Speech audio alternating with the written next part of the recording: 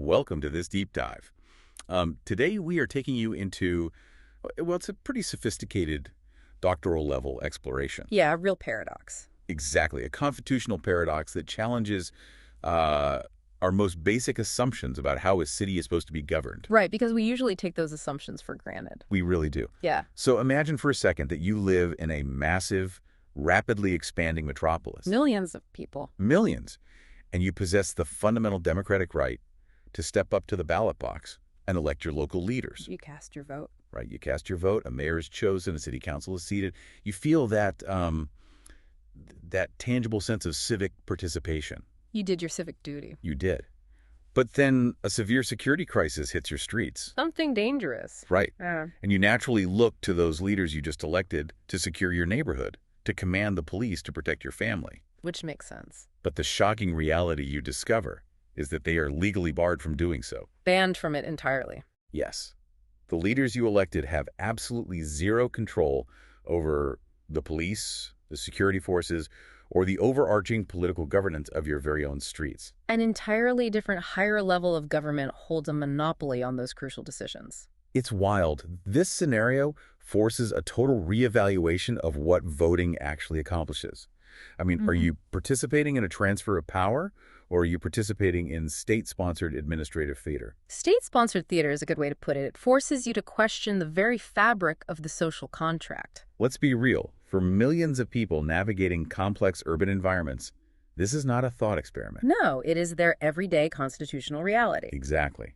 And to unpack this, we are analyzing a highly detailed academic paper titled Representation Without Meaningful Authority. Which is a fascinating text. It really is. It focuses on Mogadishu, the vibrant and historically complex capital of Somalia. Specifically, we are examining the sweeping implications of Article 63 of the amended Somali Constitution. Which was passed quite recently, right? Yeah, passed on March 4, 2026.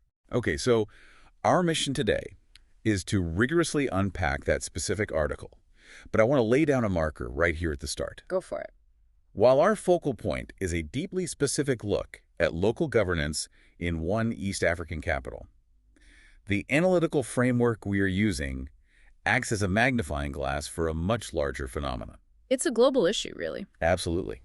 This text opens up globally relevant questions that affect you and anyone who thinks critically about democratic legitimacy. We are going to explore the true fundamental purpose of a state. And what it actually means to be a citizen of a capital city in the 21st century. Because when you have a bifurcated system of power in an urban center... Who actually answers to the people living there? Exactly. To get to the bottom of that, we have to look closely at the mechanical engine of this paradox. Which is Article 63 itself. Right. The way this constitutional provision is structured is brilliant in its complexity, but deeply problematic in its application. Let's lay out the mechanics of Article 63 as passed in March 2026. The amendment establishes the governance framework for the Banadier region, which essentially encompasses the entire metropolitan expanse of Mogadishu. On paper, it reads like a standard, robust, democratic setup. It looks perfectly normal. It really does. It guarantees the residents of this region the right to elect a capital council. And this council is designed to be made up of representatives drawn from all the various districts of the sprawling city. Once seated, this capital council then elects a mayor. Right. So if you are a constitutional lawyer looking at this from a distance, it appears to provide the outward architecture of vibrant municipal representation. You have districts, you have localized representatives, a deliberative council, and an executive mayor. It theoretically checks all the boxes of a functioning local democracy. Well, it checks the boxes of formal representation, but the text we are analyzing zeroes in on the crucial caveat that immediately follows in the constitutional phrasing. The catch. The big catch. While the local structure is established, the federal government of Somalia explicitly retains absolute constitutionally mandated authority over political governance. And most critically, security. Security within the capital. The federal apparatus even holds the power to appoint a dedicated federal representative to oversee these specific high-stakes domains, right? Exactly. The result is a system where you have an elected municipal leadership handling tertiary administrative duties. Like sanitation, local economic zoning, urban planning. Market regulation, stuff like that. Important stuff, but not the hard power. No, not the real hard power. the security of the streets, the deployment of armed forces, counterterrorism operations, and the overarching political direction of the capital. That all remains fenced off. Entirely fenced off, entirely outside the jurisdiction of those elected local officials. The author of our source text coins a specific term for this dynamic, the representation authority gap. It's a very precise term.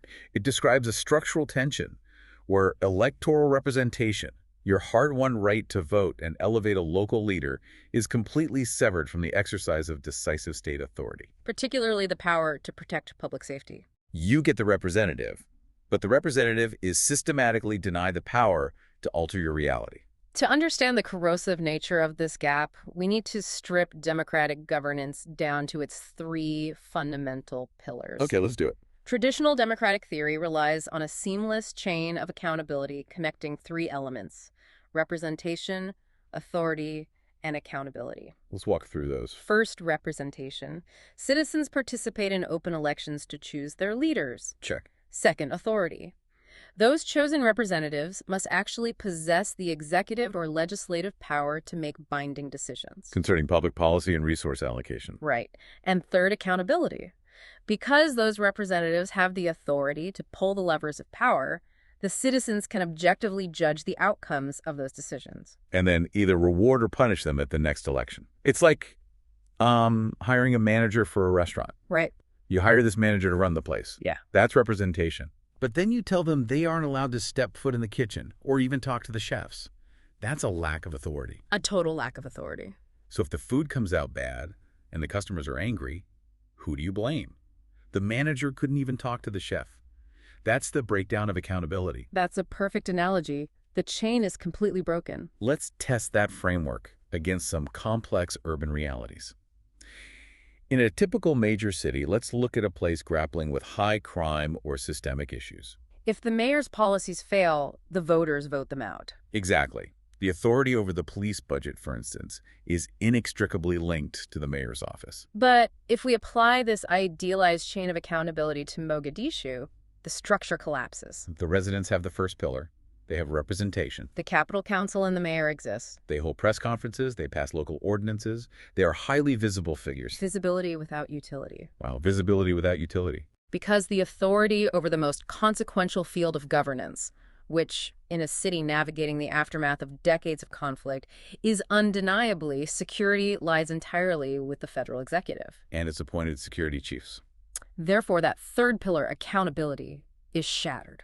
Human nature and political psychology dictate that when a major crisis arises, citizens instinctively look to their most visible elected leader. Of course they do. If you live in a district in Mogadishu and there is a catastrophic security failure, your first instinct is to demand answers from the mayor. You voted for the council that put them in office? They are the civic face of your city. But because that mayor is constitutionally prohibited from altering security policy, deploying police units, or commanding intelligence operations, you cannot effectively hold the actual decision makers accountable. Not through your local vote anyway. Right. The federal officials making the life or death security decisions do not rely on the municipal voters of Banadir to keep their jobs. The source text argues forcefully that this goes far beyond a mere administrative quirk. This is not a debate over whether the city or the federal government should fund a new highway project. No, it fundamentally alters the nature of citizenship in the capital. It forces you to grapple with an uncomfortable reality. Does political participation carry any substantive weight if it is entirely divorced from the authority governing the most critical aspects of survival? If your ballot cannot influence the security conditions of your immediate neighborhood, the act of voting risks becoming purely symbolic. It transforms the citizen into a spectator of their own governance. We have to move out of the theoretical realm here and ground this in the visceral, real-world context of Mogadishu to truly grasp the stakes. Because security in this context is not a white paper policy debate about police funding formulas. Not at all. It is the foundational condition upon which normal civic, economic, and social life depends. We are talking about the basic freedom to walk to a bustling market, to send children to school, to congregate in public spaces without the pervasive threat of violence. The author grounds the analysis deeply in recent tragic history to ensure the gravity of the representation-authority gap is impossible to ignore. The text recounts specific devastating incidents that have physically and psychologically scarred the city. A primary example is the October 14, 2017 attack at Zubi Junction. Yes. This was a catastrophic truck bombing in one of the most densely populated, commercially vital arteries of the city. The scale of the destruction was just staggering. Incinerating vehicles, collapsing multi-story buildings, and causing a massive historic loss of civilian life. Over 500 people were killed. The logistical and social impact on the city was immeasurable. When you look at an event of that magnitude, the immediate aftermath is chaos. Complete chaos. The rubble has to be cleared, the wounded have to be triaged, the families have to be notified. And the municipal government, the mayor, and the Capitol Council are on the front lines of that civic grief and the physical cleanup. They manage the hospitals, the ambulances, the sanitation crews clearing the debris. Yet they had no intelligence authority to prevent the truck from entering the city. And no command authority over the checkpoints that failed to stop it. The text also heavily emphasizes the October 2022 attack near the Ministry of Education. Right. This attack introduced a terrifying tactical evolution that deeply traumatized the public. It utilized a secondary blast. A first explosion occurred, drawing crowds and emergency services. Then, as ambulances, medics, and Good Samaritans rushed into the chaotic scene to help the victims, a second calculated blast was detonated, specifically targeting the first responders. This was an attack designed to weaponize the very concept of public safety and emergency response. When a society experiences something so profoundly destabilizing, it shakes the foundation of civic trust. Naturally. The analytical point the author draws from these tragedies is how they instantly clarify public consciousness. In the raw, immediate aftermath of such devastation, the public does not ask nuanced questions about constitutional jurisdictions. No one is pulling out the charter. Exactly. They do not care about the intricate legalistic boundaries dividing federal mandates from municipal charters. They ask raw, urgent questions. Who is responsible for our protection? Who systematically failed to keep us safe? And who is going to be fired, prosecuted, or voted out for this failure?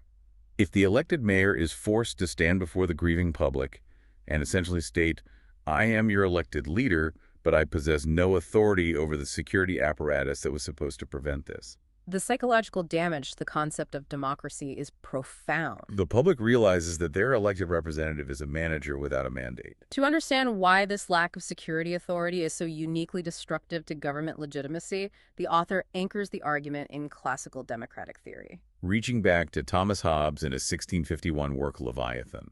Hobbes is fascinating to apply to a 21st century counterterrorism context. It really is. Writing during the brutal chaos of the English Civil War, Hobbes looked at a society tearing itself apart and asked a foundational question. Why do human beings submit to governments in the first place? He posited that individuals naturally exist in a state of nature that is fundamentally violent, unpredictable, and insecure. To escape this constant fear, people willingly surrender a portion of their natural freedom and submit to a common central authority. But this surrender is strictly conditional. They do it for one specific overriding reason. Protection. Exactly. For Hobbes, the absolute non-negotiable purpose of any sovereign government is the protection of human life. If a government fails at that, it has failed its primary existential function. When we apply that to your understanding of statehood, If a government cannot perform this primary function of keeping the population safe, its basic claim to legitimacy evaporates. in the context of Mogadishu, if the elected local government does not control the security apparatus, can they truly be classified as a government in the Hobbesian sense? Or are they merely a glorified administrative board managing the aesthetics of a city while the federal government acts as the true Hobbesian sovereign? If the local leaders cannot fulfill the core reason people submit to authority, their legitimacy as leaders is hollowed out from the inside. I find the jump from Hobbes to John Locke really compelling here too. Yes, the text brings in Locke's theories from 1689. Locke shifted the focus from absolute sovereignty to the concept of consent and trusteeship. He argued that political authority derives entirely from the continuous consent of the governed. Furthermore, leaders do not own the power they wield. Right, they merely act as trustees of public power. They hold it in trust for the benefit of the people. The author uses Locke to highlight the breach of trust inherent in Article 63. If local leaders in Mogadishu are systematically excluded from controlling the most critical public interest, which is security, then the crucial connection between the voters' consent and the leader's responsibility is critically weakened. The voters have offered their consent at the ballot box, but the leaders they elected are not permitted to hold the trust of the most vital resource. The trust is instead held by federal appointees who never sought the direct consent of the city's residents. And then Jean-Jacques Rousseau is brought into the analytical framework. Specifically his work from 1762 regarding the collective will. Rousseau argued that for institutions to be legitimate, they must be a direct reflection of the collective will of the people. The author uses Rousseau to make a devastating critique of the current arrangement. Let's hear it. If the decisions that most intimately and violently affect citizens' lives, such as the deployment of security forces to prevent urban terrorism, are made by a separate federal entity that the city's residents do not directly control or elect, then the concept of representation risks becoming an illusion. you possess the outward form, the procedural shell of democracy, but you are entirely deprived of its substantive core. This classical foundation transitions perfectly into how modern constitutional theorists analyze the mechanics of democratic failure. The author leans heavily on Robert Dahl. One of the most prominent modern democratic theorists. He spent his career warning against the illusion of democracy. Dahl argued forcefully that true democracy, or what he called polyarchy, requires much more than just the mechanical procedural existence of elections. Because you can hold an election in an authoritarian state. Exactly. What separates a true democracy is the presence of effective participation and meaningful control over public decision-making by the citizens. So if Dahl were analyzing Mogadishu's Article 63, he would look at the system and say, yes, you have regular elections. Yes, you have a seated capital council and a mayor. But participation without influence over the most critical policies actually dilutes the very quality of democracy. If you vote, but your vote cannot alter the security posture of your city, your participation is rendered ineffective. Dahl would likely argue that this scenario is in some ways more dangerous than having no elections at all. Because it creates a sophisticated facade of control that ultimately breeds deep systemic cynicism among the electorate. They learned that voting changes nothing of consequence. Dieter Grimm, a highly influential contemporary constitutional scholar, builds upon this exact danger with his concept of constitutional legitimacy. Grimm argues that for a constitution to survive and be respected, citizens must be able to see and feel a credible, tangible connection between their participation as members of a political community and the institutions that are actually exercising binding authority over them. If that connection becomes invisible, or if it is intentionally severed by the constitutional text itself, the Constitution loses its legitimacy in the eyes of the people it governs. It becomes a dead document. Jürgen Habermas adds another crucial layer to this analysis. Habermas emphasizes the communicative relationship between institutions and the public. In his view, legitimacy isn't just about reading a legally sound rulebook. It is a deeply sociological phenomenon. It's about the public feeling that their voices, their public debates, their protests, and their voting actually shape the policies that impact their daily lives. In a healthy communicative relationship, the government explains its actions, the public reacts, and policies adjust. But if a federal appointee or a federal committee is making all the security decisions concerning the Capitol behind closed doors, Immune to local electoral pressure, that communicative relationship with the municipal residents is totally broken. the public speaks, but the institution with the power to act is not required to listen. Which brings us to the ultimate synthesis the author uses to categorize this entire problem.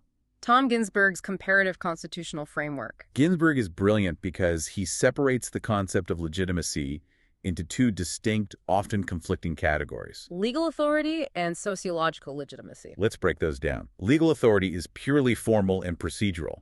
It asks a simple question. Are the rules valid on paper? Were they passed according to the established legal mechanisms? In the case of Mogadishu, Article 63 possesses unquestionable legal authority. It was passed as a constitutional amendment on March 4, 2026. It is the codified law of the land. But sociological legitimacy operates on an entirely different plane. That concept asks, does the society actually accept those legally valid institutions as fair representative and responsive to their lived reality? So the profound question we have to ask you, the listener, is this. Can a constitutional order be legally flawless, but sociologically fragile to the point of collapse? The text argues that in Mogadishu, the formal legality of Article 63 is completely intact. The lawyers and parliamentarians did their jobs. But because the residents of the city are structurally prevented from controlling their own security apparatus through their elected local leaders, the sociological legitimacy of this entire constitutional arrangement remains deeply vulnerable. The citizens might comply with the law out of necessity, but they do not believe in its inherent fairness. Having established the profound vulnerabilities created by the representation authority gap, a rigorous doctoral level analysis demands that we examine